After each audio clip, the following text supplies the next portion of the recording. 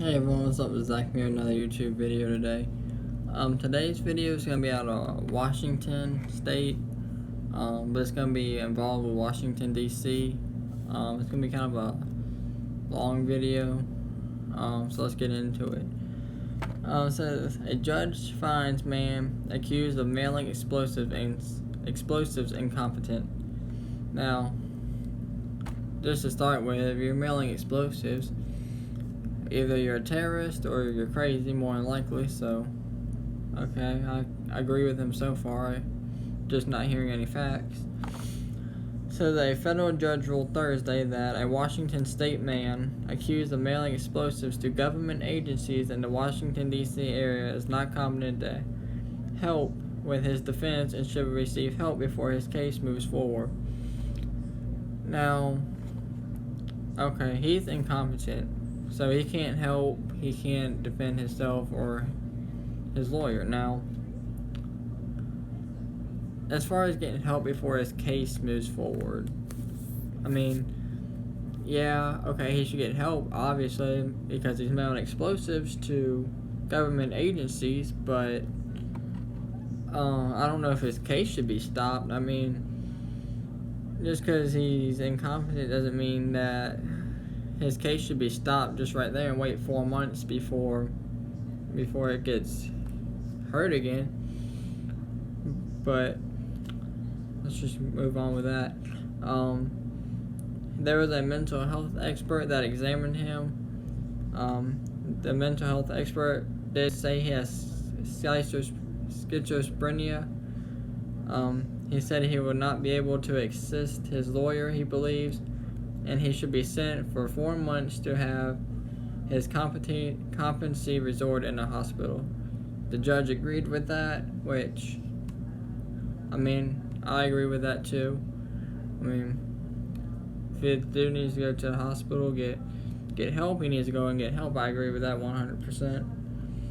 It says, the man has had a history of calling and texting and writing to local and federal law enforcement agencies to tell them about his concerns about mind control, conspiracy, and cyber terrorists. Now, as far as, now, I don't know how you text a federal law enforcement agency. I don't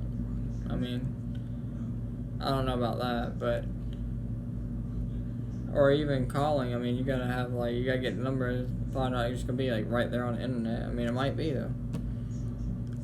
But, I mean, as far as mind control conspiracies, I mean, yeah, that's a little far-fetched. That's a little out there. I agree with that. Now, as far as cyber terrorists, I mean, that's not really far-fetched. I mean, that's possible. I mean, cyber terrorists, that's possible. That's very possible. But as far as the mind control conspiracy, I mean, yeah, that is far-fetched. Now, let's get to the packages that he mailed. Says 11 packages were mailed, which included glass vials or bottles containing a smokeless powder and a fuse. Says none of the devices were ignited, which is good. I don't know why they would light them unless it was in a controlled environment or a lab or test simulation station or something like that. And no one was injured. They did recover 18 total packages by him, so he had 7 packages waiting, or how he was going to make them or send them. I'm not sure what he was going to do with those other 7, but they found 7 more. These packages that were sent to the FBI also had a hand-typed letter with mumble that they could not make out. It says the sheriff's office also had many dealings with him, like saying there were concerns that there were cameras in the sky and that the cell phone towers were microwaves.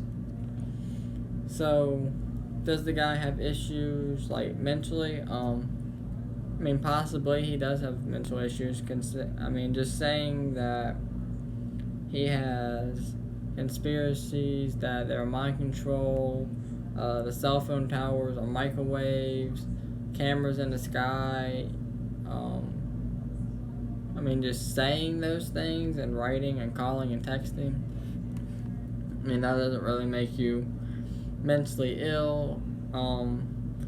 But now sending the glass vials or bottles with the powder and the fuse attached, that either makes you mentally ill or a terrorist or both. And, whatever you want to call it, you need to get help or put in jail for the rest of your life. And, the judge ruled that he's incompetent and the mental health expert agreed, so I trust their judgment in that. And, that's not going to say that he gets off scotch-free. He might get a lesser charge, or he might not go to prison. He might go to mental health institution longer. But, if he needs help, then I have no problem with the man getting help. I just don't want him, to get off scotch-free and be like, oh, he has this when he really don't have it. But, I trust two people's judgment, and they both were face-to-face, or at least one was face-to-face. The mental health expert was at least one person face-to-face with him. And the judge spoke to him, so I trust their judgment in that, and they know what they're doing.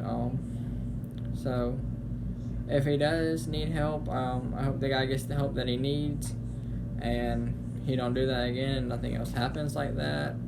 I'm glad that none of the FBI agents or federal officials or any federal buildings were blown up or anybody was hurt or injured or died. I'm also glad that the local law enforcement was not hurt and none of their buildings were injured or damaged and nobody was injured or dead.